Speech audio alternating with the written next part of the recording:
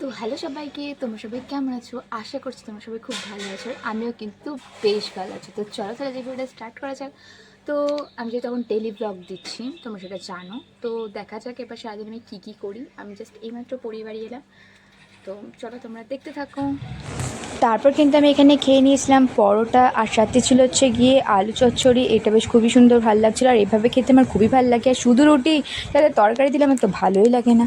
যাই হোক, তারপরে কিন্তু আমি এখানে খেয়ে নিয়েছিলাম। আর আমার কিন্তু এসেছিলো একটা পার্সেল মিশো থেকে, মানে বোতলগুলো অর্ডার করেছিলাম। তো সেই বোতলগুলোই চলে এসেছে। চলো তাহলে একসাথে এবার আনবক্সিং করা যাক।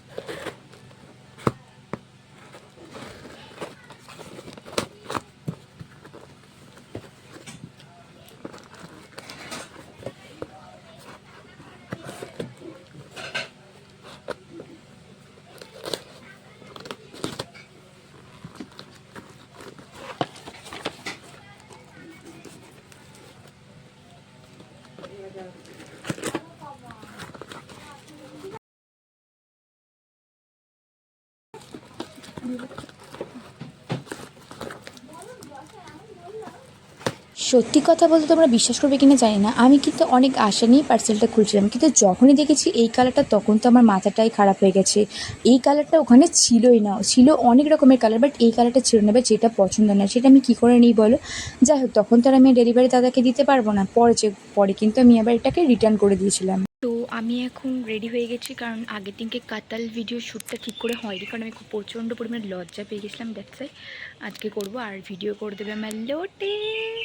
তো চলো দেখা যাক, লেটস গো। তো এতদিন বাদে আমার মনে হলো যে আজকে আম মাখা খাওয়া উচিত। তো এখন আম মাখা করবো। আর হচ্ছে গিয়ে আমার ভিডিও শ্যুট করা হয়ে গেছে, যেমন চুলটা এরকম টঙে তুলে দিয়েছি। কি করব, গরমে একটাই ভিডিও শ্যুট করেছি, আর করি নিয়ে ভালো লাগছে না। যাই হোক, তো চলো তাহলে আম পাড়া যাক। আমটা বোধহয় ডাসি এসছে। তো চলো, এর আম গাছটা এইখানে, আর আম হয়েছে এদিকে। কি বলবো আর, যাই হোক এদিকে আমগুলোই পারবো। দেখা যাক কোনটা পারা যায়। Let's go. তো এই একটা আম পাড়তে গিয়ে আর একটা আম ড্রেনে পড়ে গেছে, সেটা বাড়ির লোক জানে না, জানলে আমাকে ভালো মতো দেবে। কি আর করা যাবে। সুন্দর আমটা কিন্তু ছোট পাড়া, আগের আমটা অনেকটাই বড় ছিল। তো চলো, अब आएगा मज़ा।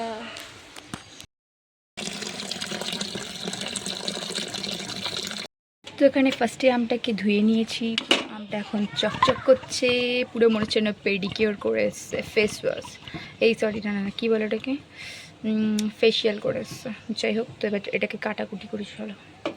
আমাদের গাছের আমের যেহেতু সেরকম অতটা টক থাকে না, তো সেই কারণে বেশি সেরকম একটা চিনি দিতে লাগে না, বাট আমার টক লাগে। তাও এখানে দেখতে পাচ্ছ আমি সেরকমভাবে একটুখানি ভালো করে ছোটো ছোটো করে পিস করে কেটে নিয়েছি। চলো এবার এখানের মধ্যে পরিমাণ মতো একটুখানি দিয়ে নেবো নুন। আর নুনটা আমি সবেতে অল্প দিই, কারণ আমার হাত দিয়ে নুনটা বেশি হয়ে যায়। আর অল্প যেহেতু টক, তো সে কারণে তাও আমি চিনিটা দিয়ে খাই, কারণ আমার সেরকম একটা টক সহ্য হয় না, মানে দাঁতটা এখনই মানে আমলে যায়, এতটাই টক হয়ে যায়। আর দিয়ে দিয়েছি এখানে লঙ্কাগুলো, দেখতে পাচ্ছ লঙ্কাগুলো তো বলছিলাম আমার ভালোই ঝাল আছে, তাও ভালো মতো একটুখানি মেখে দেবো। আর তারপরে ছিল একটুখানি গন্ধরাজ লেবু, তো সেটাও দিয়ে দেবো। আর গন্ধরাজ লেবু তো কোনো কিছু জিনিসে মাখাতে দিলে ও ফো, মানে কোনো আর কথা হবে না, এত সুন্দর আলাদা টেস্ট লাগবে। আর এই যে দেখতে পাচ্ছ, এই যে লঙ্কাটা, যখন তোমার বয়ফ্রেন্ডদের সাথে এরকম ঝামেলা লাগবে, ছুটতে গিয়ে একদম চোখের মধ্যে দিয়ে দেবে, ব্যাস তখন দেখবে সব কিছু শান্তিটা একদম মিটে যাবে।